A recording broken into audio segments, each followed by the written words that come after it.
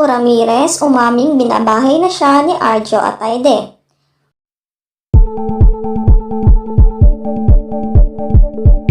Usap-usapan ngayon ang nangyari sa pagsasama ng mag-asawang Maine Mendoza at Arjo Ataide.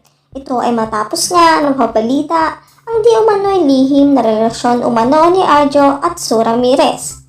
Ayon pa sa source, mismong si Maine umano ang nakabisto ng panloloko sa kanya ng kanyang asawa.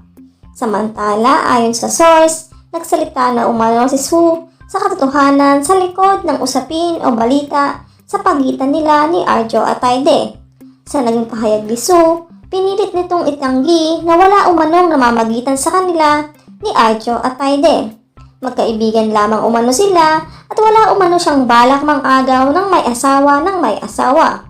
Marami naman sa mga netizens ang nagsasabing kahit ano or anong tago at o pagtatakip umano ang gawin ni Su, lalabas at lalabas pa din umano ang katotohanan.